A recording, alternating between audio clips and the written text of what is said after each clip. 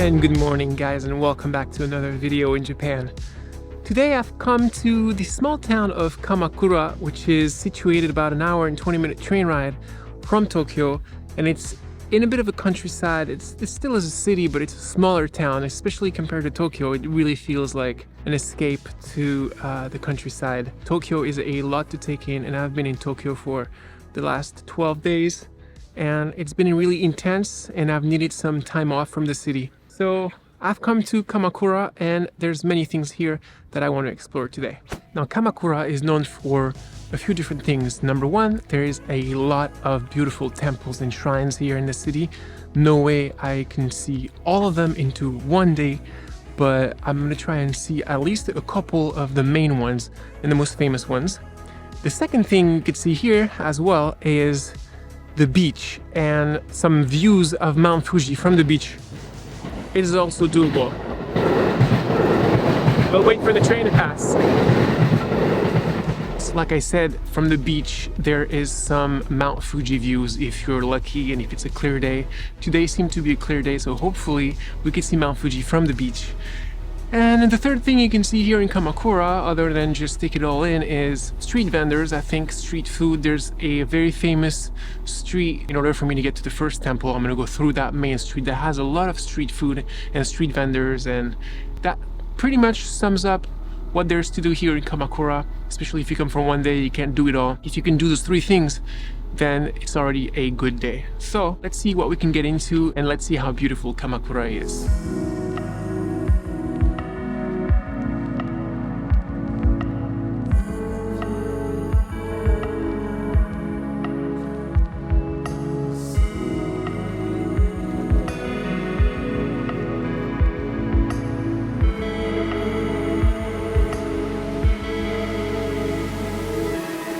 Just another thing I haven't mentioned too is that when Kamakura basically is surrounded by mountains and on the other side the ocean, so when you're on top of the mountains there's a bunch of different hikes to go around Kamakura that you can take. Also, not that I'm trying to avoid all the people and all the tourists, but I have been told to maybe get away from the main shopping street where all tourists are and take some of the back streets to explore a little bit more of the town. So right now I found myself a super tiny alleyway, and I'm gonna walk through those alleyways trying to find my way to a temple if I can. And I want to thank Google Maps for this, because without Google Maps here in Japan I would be lost.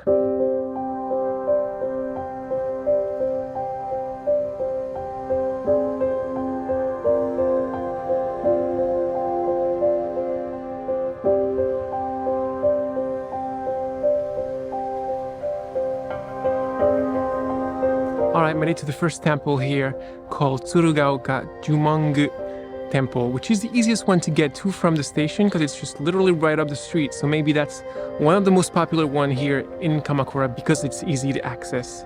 But it's surrounded by a pond and little bridges, and it's really beautiful so far.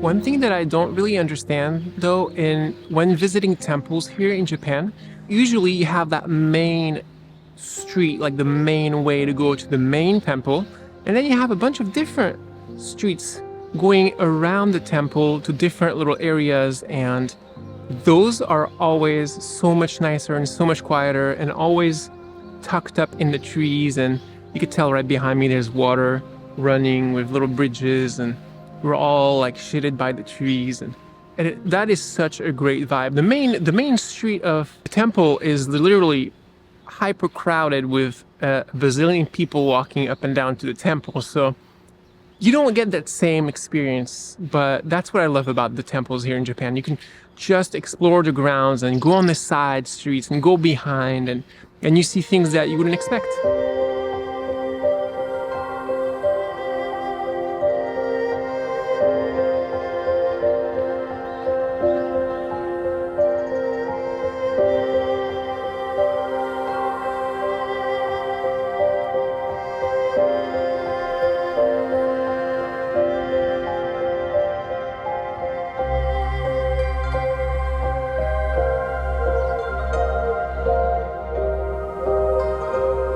All right, now time to head to the second location, which is about a 30-minute walk. So I'm gonna try and document the way there and maybe try to find some food because I'm getting a little hungry right now. So I thought today all I'm gonna eat is street food, but I want to keep it Japanese. I'm here to try Japanese food, not anything else. I have noticed that the main street has tons of like street food, but most of it is sweets. So you get matcha ice cream, you even have a crepe place, you get those strawberries on a stick. Everything like that is dessert to me. I need some actual food. So I found myself a koroke or a croquette, and pretty much it's something deep fried with some crab meat inside. Let's see how that tastes. And cream. It's pretty good. One thing I've noticed though is Japanese food. A lot of the Japanese food is actually fried, deep fried. And it's delicious, but man, it's heavy. I thought Japanese food was kind of light and healthy. It really isn't. Food number 2 that we're trying today, I found this at a little kiosk. I have no clue what that is, but it has cheese inside. It's also fried and it's on a stick. It's a little chewy. There's some mayo inside as well. Oishi! You will have to know that in Japan, if you don't eat meat, it really isn't that easy. I mean, there are options, but most of the stuff you see on the street, it's written in Japanese. You have no clue what's in there. And there's meat in about almost everything. So it's been a bit of a struggle when you go outside of your comfort zone to try food. All right, and for dessert, I've got a Kamakura parfait, which has ice cream, whipped cream, chocolate sauce, and some Oreo cookies. Parfaits are like Japanese classics for desserts, right? I mean, I've seen them many times, so I'm assuming they are just hits the spot. I do have a sweet tooth though. All right, let's get going to the next temple because it's a long walk and I've wasted quite a lot of time to try to find some food in the main street. Close the curtain. Stay on the phone. On a side note, I think it's a great advice. One thing that I do love in Japan is the side streets. It is so typical of Japan. The little houses, the tiny little streets with the stone walls. I just love the vibes. You still get those, electric poles around. Love it. Sometimes it can feel like you're getting lost, but at the end of the day, you always get to your destination. And if you really look, like, there's so many little turns and you get to see things that you would not get to see otherwise if you were just to follow the main arteries. The question is God on your side. We'll be together. I introduced to you Daibutsu, which is the Great Buddha here in Kamakura. Very famous. I think it might be the main attraction here in the town. It's very impressive from up close. It's pretty big.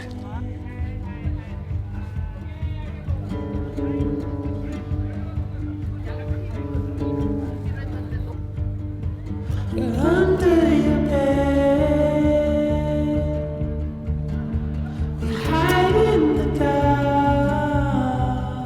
A little bit of context here. This beautiful temple is called the Kotoku-in Temple, which is where you have the Daibutsu, the Great Buddha.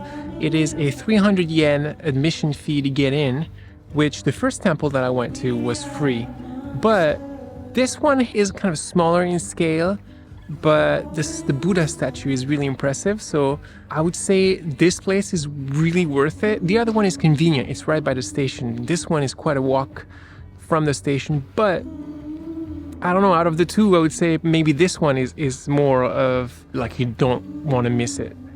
But you know, make your own opinion depending on the images and what you think. But yeah, to me, this one is really, really special.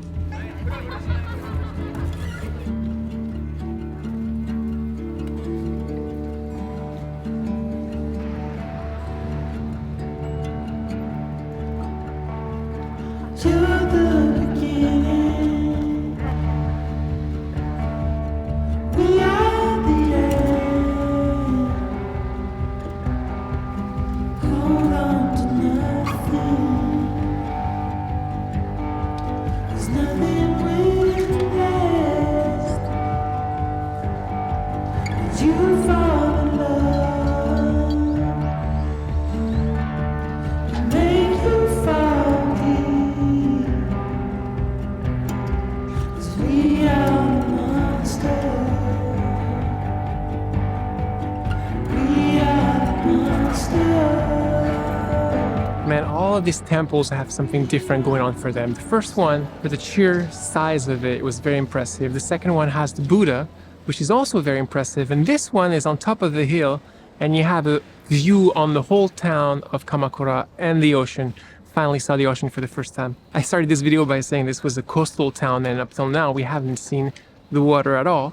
So I'm very glad I came up here. Just for your information, this one is also a 400 yen fee to get in, which is about $2.50 or something like that, which is not bad. All right, so you guys are gonna have to choose which one of the three temples you like the best from the video, and let me know in the comments down below.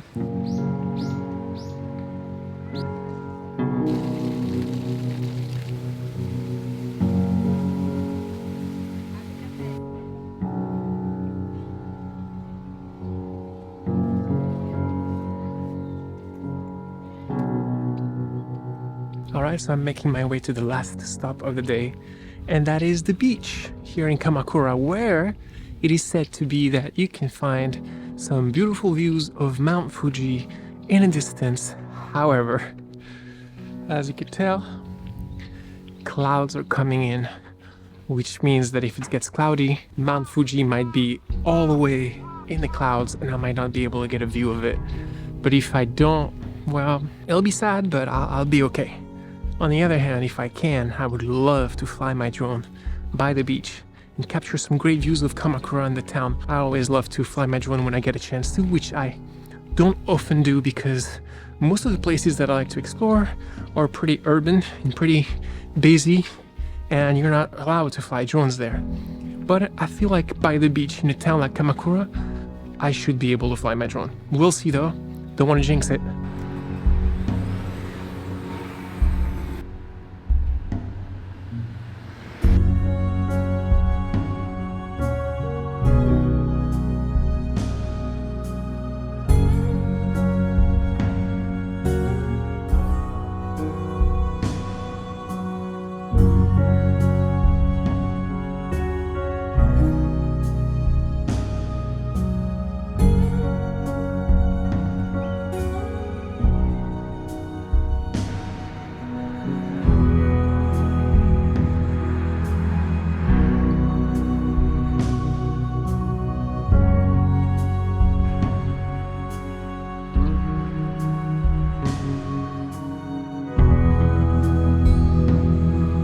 So the famous beach where you could see Mount Fuji is called Inamurazaki Beach. And it's on the other side of that hill, and it's quite a long ways to walk there, so I don't know how many miles I've walked today.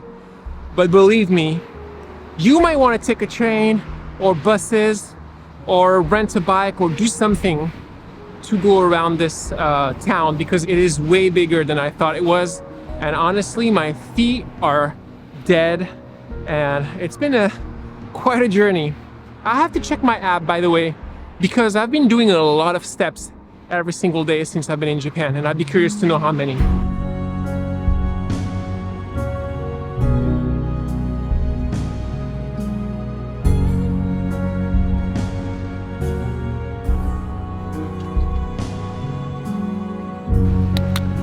All right, another black bustle coffee. This kind of warms me up because you probably can't tell, but it's a little windy and it's a little cold by the beach. I came to Inamuragasaki, I guess, to watch the sunset. I have no idea if I'm gonna last till sunset. There might be another like hour and a half, 2 hours to go, and then I have to find my way all the way back to the train station and then take the train all the way back to Tokyo. And I'm pretty beat, so I might just not wait for the sun to set. But I'm glad I came all this way, because on this side of town it's such a different vibe from what I've seen this morning, the temples and the busy like street with food vendors and stuff like that. So I pretty much did everything that I set out to do today in that one day in Kamakura.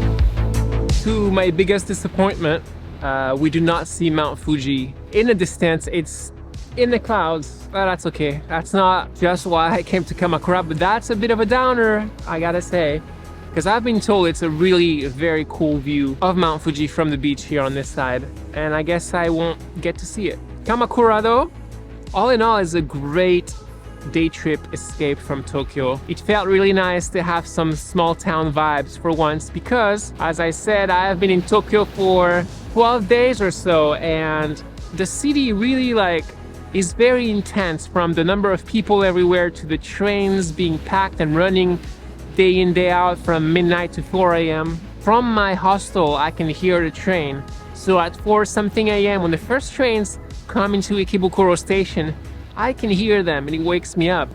Tokyo is intense. It's a very cool city, don't get me wrong, and I love it. But I'm not used to that kind of intensity 24/7. So getting away from the city, coming to a small town like Kamakura really gives me a breath of fresh air, if you will. And then being by the ocean like this, having this kind of view, definitely a plus. I'm glad I did that. It's a cheap day trip from Tokyo, and I recommend anyone that wants to get away from the city and get some fresh air to come to Kamakura and experience it. Tons of temples. I only got to do 3, and I think 3 temples in one day is already a lot. I got to walk along the coast. I even got to enjoy a coffee at sunset by the beach. All in all, it's a great day. All right, I hope you guys enjoyed this video. I'll see you next week for another one for sure. And cheers, guys. Bye.